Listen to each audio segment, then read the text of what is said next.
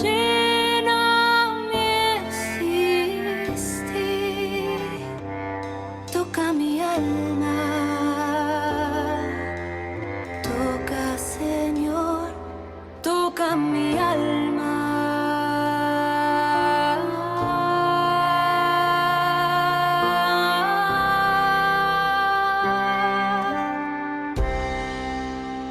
Ven a morar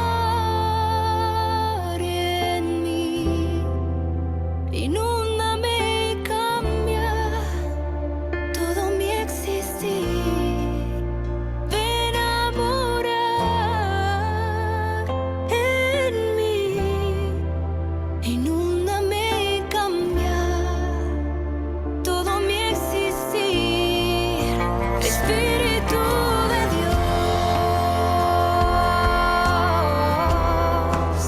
Espíritu Santo, Espíritu de Dios, Espíritu Santo,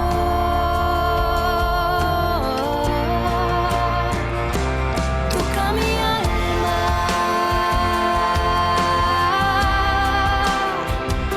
toca mi alma,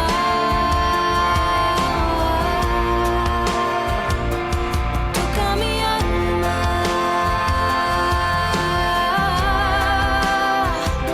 toca mi alma.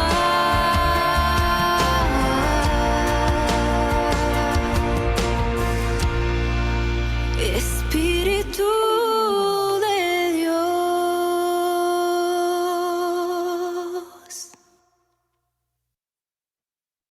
En el nombre del Padre, y del Hijo, y del Espíritu Santo.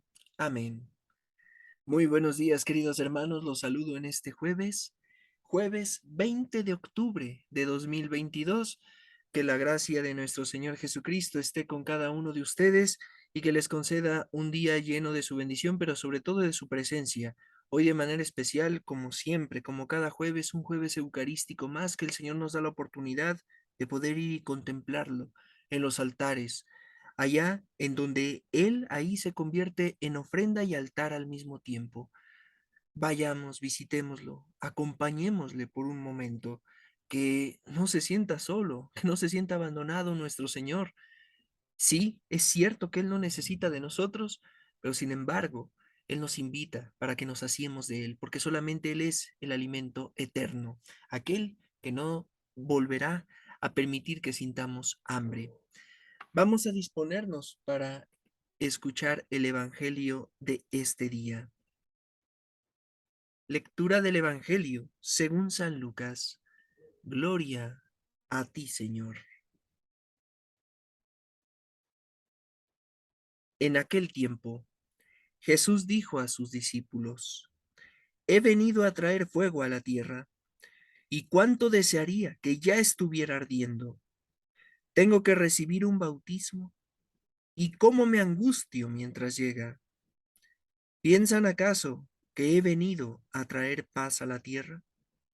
De ningún modo. No he venido a traer la paz, sino la división. De aquí en adelante, de 5 que haya en una familia, estarán divididos 3 contra 2 y 2 contra 3. Estará dividido el padre contra el hijo contra el padre, la madre contra la hija y la hija contra la madre, la suegra contra la nuera y la nuera contra la suegra. Palabra del Señor. Gloria a ti, Señor Jesús. Es muy curioso que en los evangelios pasados habíamos estado hablando de la paz que de alguna manera nos comparte nuestro Señor. Incluso el día de ayer, cuando nuestro Señor manda a sus discípulos a que vayan a evangelizar, Él precisamente habla de que brinde la paz a cada uno de los hogares en los que sean recibidos. Y sin embargo, parece que hoy cambia esa perspectiva, como si nuestro Señor hubiera cambiado de opinión y ahora resulta que no trae la paz, sino que trae la división.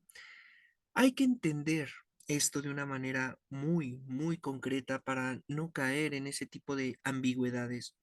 Hay que recordar que aquel que siembra la división no es Dios, no es nuestro Señor, sino es aquel que precisamente su nombre significa división, el que divide, el diablo. Ese es el significado de diablo, el que divide. Pero, ¿qué es lo que pasa con nuestro Señor? ¿Por qué decir estas palabras? Las podemos entender de varias maneras. Por un lado, entender que nuestro Señor ya está hablando de ese bautismo y se refiere precisamente a su pasión. Ese momento en el que el catecismo de la Santa Iglesia Católica nos está diciendo que nace la Iglesia porque brota agua y sangre de su costado. La sangre representando lo que es el sacramento de la Eucaristía y el agua representando precisamente el bautismo, el inicio de la Iglesia. Nuestro Señor ha venido a dar su vida por amor por cada uno de nosotros, pero también de ese sacrificio nace nuestra Iglesia. Es la iglesia la que tiene que hacer arder el mundo, pero no convertirlo en cenizas, sino hacerlo arder como aquella zarza que estaba ardiendo y que no se consumía y que ahí atraía a Moisés. Es la iglesia, nosotros que formamos la iglesia, los que estamos llamados a compartir el fuego del amor de nuestro Señor y que sea un fuego que se expanda, un fuego que no logra apagarse, y que desgraciadamente muchas veces nosotros mismos, aquellos que practicamos la fe, dejamos de sentir. ¿Qué tanto estás ardiendo en el amor de Dios? ¿Qué tanto te estás dejando llenar, inundar, entregarte por completo a ese amor que no tiene límites y que no conoce de condiciones?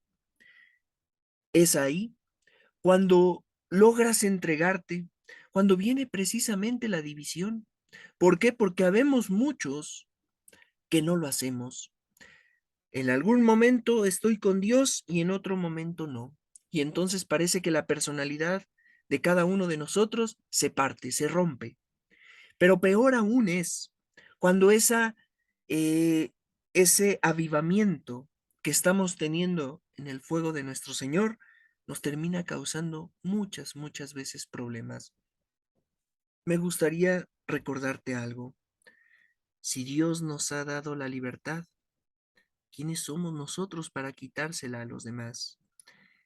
Es muy doloroso encontrarse en la propia familia, con aquellas personas a las que más amamos y más queremos, con las que más tiempo hemos compartido, encontrarnos con burlas hacia la fe, con el rechazo, con mil y un cosas que de alguna manera pues poco a poco van mermando la relación y que muchas veces terminamos cayendo en esa especie de limitación, de crear como que un margen, como una barrera, porque ya después pues todo termina con esos comentarios de decir, no te metas conmigo en mi creencia.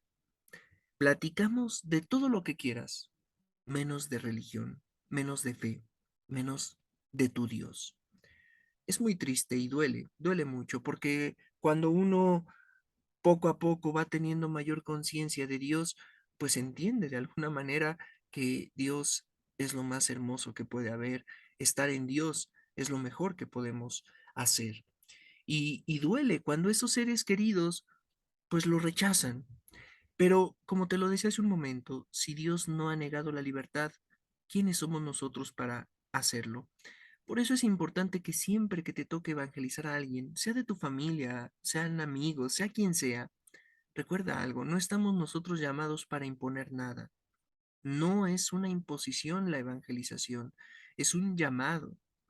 Es simplemente llevar un mensaje de paz, una buena nueva en la que lo que se tiene que expresar es amor y misericordia. Y muchas veces un error que se ha cometido es precisamente el de querer imponer, querer manipular. Es que tienes que creer en Dios, es que tienes que ir a misa, es que tienes que ir a hacer esto, esto otro y mil y un cosas.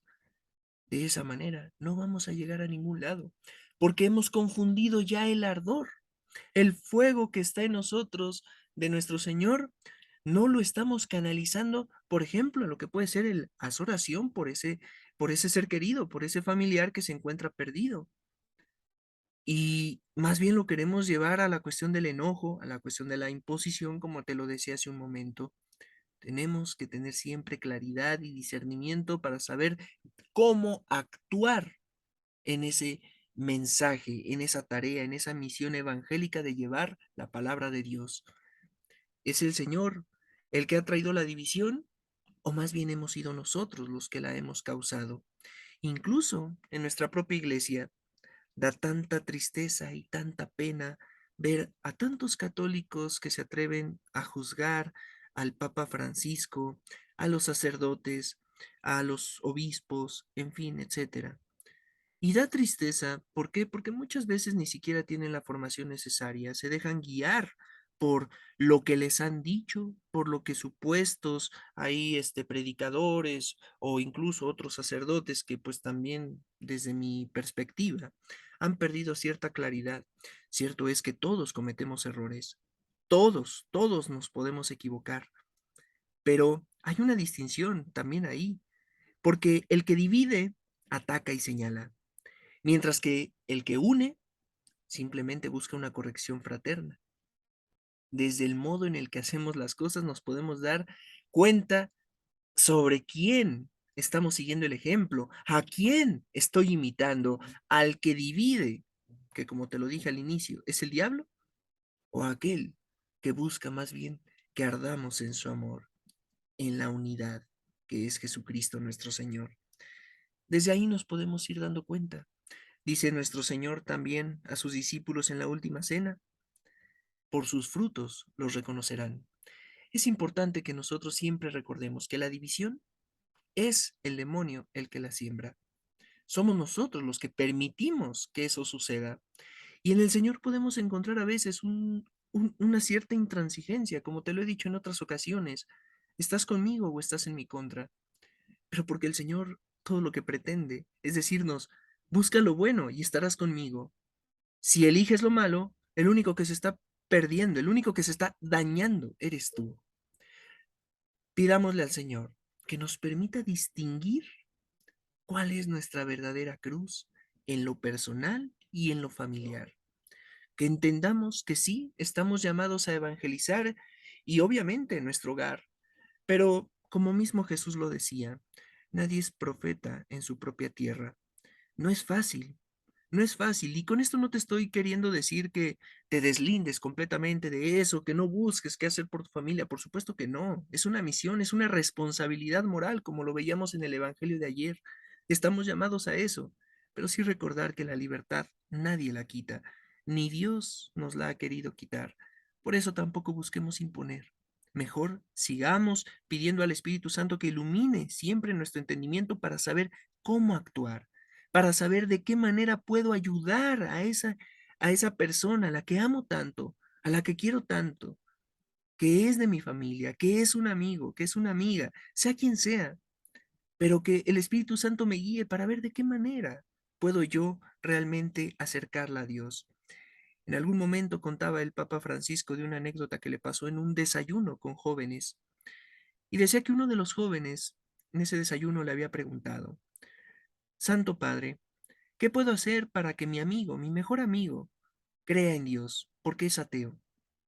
Y el Santo Padre le dijo, no tienes nada que decirle a tu amigo, no hay nada que decirle.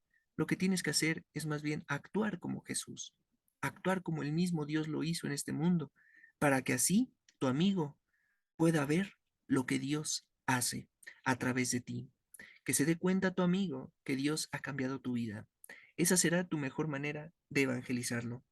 Esa fue la respuesta del Papa Francisco y que creo en lo personal, nuevamente, que muchas veces nos hace falta. Creemos que estamos llamados a convertir a todo mundo. Es cierto, ahí es a donde tenemos que intentar llegar, pero también seamos siempre mesurados y actuar con prudencia, guiados por la luz del Espíritu Santo. Haremos aquello que Dios quiera, no lo que nosotros queramos. Señor mío, Jesucristo, contemplamos tu cruz y contemplamos el amor que tienes por cada uno de nosotros. Te entregamos nuestras vidas, pensamientos, palabras, obras y trabajos, para que todo sea en mayor gloria tuya, como una ofrenda de perdón por nuestros pecados y también como sufragio para las benditas ánimas del purgatorio. Señor, que tu gracia y tu paz permanezcan siempre con nosotros, y todo nuestro ser te lo entregamos. De esa manera sabemos que el pecado y el mal estarán lejos de nosotros. Nos consagramos a la Santísima Virgen y decimos juntos, oh Señora mía, oh Madre mía, yo me ofrezco enteramente a ti y en prueba de mi filial afecto te consagro en este día mis ojos, mis oídos, mi lengua, mi corazón, en una palabra, todo mi ser, ya que soy todo tuyo, Madre de bondad, guárdame y defiéndeme como cosa y posesión tuya. Amén. San Miguel Arcángel, defiéndenos en la batalla, sé nuestro amparo contra las perversidades y acechanzas del demonio. Reprímale Dios, pedimos suplicantes, y tú, príncipe de la milicia celestial, arroja al infierno con el divino poder a Satanás y a los otros espíritus malignos que andan dispersos por el mundo para la perdición de las almas. Amén. Ave María Purísima, sin pecado concebida. En el nombre del Padre y del Hijo y del Espíritu Santo. Amén. Que tengas un excelente jueves. Visita, aunque sea por unos minutos. No es necesario que le dediques toda una hora a nuestro Señor, pero visítalo. Si tienes oportunidad en el templo que te quede más cercano, pregunta a qué hora es la hora santa o quizás está expuesto todo el día, pero date una vuelta. Visita a nuestro Señor hoy, en día de jueves eucarístico, y te esperamos en la noche para nuestra adoración a las 11 de la noche. Que Dios te bendiga y que te conceda su gracia en todo momento y en todo lugar.